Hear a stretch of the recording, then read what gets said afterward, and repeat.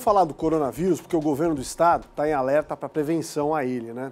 O Edu vem trazer, inclusive, informações se há casos suspeitos aqui em Santa Catarina e falar um pouco mais com o infectologista, até porque o coronavírus é uma mutação, há outros tipos mais perigosos, mas ele já é mais perigoso, por exemplo, que a gripe suína e que o H1N1. Edu, traz essas informações para a gente ficar um pouco mais por dentro dessa história.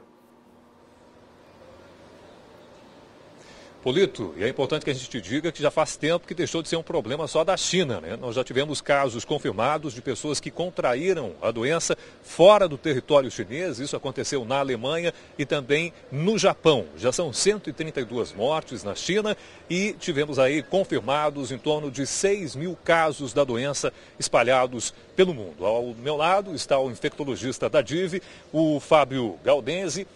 Fábio, qual é a situação de Santa Catarina nesse momento? Santa Catarina não tem nenhum caso confirmado, né? Então nós estamos em alerta, né, observando as recomendações da Organização Mundial de Saúde e também do Ministério de Saúde no monitoramento, né, dos possíveis casos. A informação que nós temos é de 3 casos suspeitos, né? Um lá em Belo Horizonte, em Minas Gerais, um em São Leopoldo, no Rio Grande do Sul, e um em Curitiba, no Paraná. A gente ouviu falar também de que um casal de São José, aqui na Grande Florianópolis, teria passado pela Tailândia e estaria sendo investigado por conta desse vírus. Isso é verdade? É fato? Desde a semana passada nós temos tido a notificação de possíveis casos suspeitos, né? Mas até o momento eles têm sido investigados e eles não têm ainda se enquadrado na definição de caso que tanto a Organização Mundial da Saúde quanto a OMS tem utilizado até o momento. Como essa definição ela tem mudado, a gente tem acompanhado mesmo assim esses casos. Então, até o momento, Santa Catarina não tem nenhum caso suspeito, oficialmente. Isso, mas esses casos estão sendo monitorados mesmo assim. E qual a recomendação para as pessoas? É evitar ir para a China, a primeira coisa.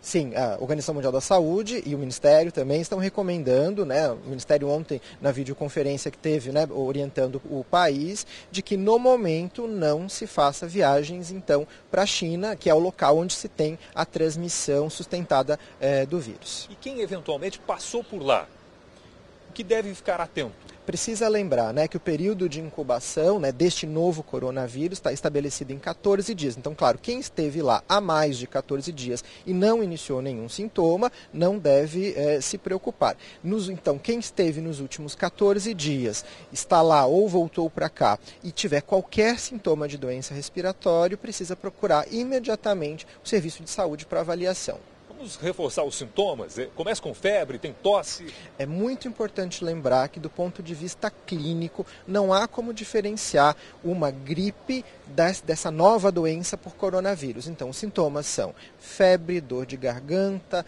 tosse, pode ocorrer falta de ar nos casos mais graves, dor no corpo, coriza, secreção nasal. Então não há como diferenciar clinicamente, né, pelo exame clínico, uma gripe dessa doença pelo novo coronavírus. Só se consegue diferenciar através de exames laboratoriais, né, coleta de secreção do nariz e da garganta, então através de exames laboratoriais.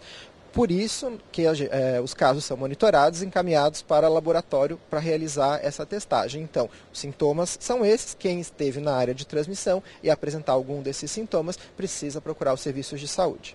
Na prática, o que é que muda com essa mudança de classificação por parte do Ministério da Saúde, que até ontem estava em alerta e agora mudou para grau 2, né, o nível de risco classificado então como perigo iminente?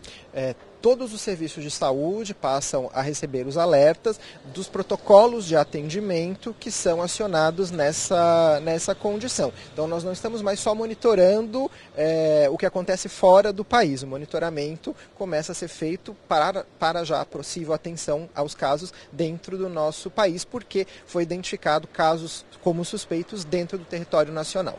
Muito obrigado pela entrevista, Fábio Galdense, ele que é infectologista da DIV, reforçando então que a gente não tem nenhum caso suspeito, mas sim temos alguns pacientes sendo monitorados de perto, porque depende desse exame, como o Fábio explicou, para se confirmar se é ou não esse vírus. Voltamos ao estúdio do Balanço Geral, é com você, Polito.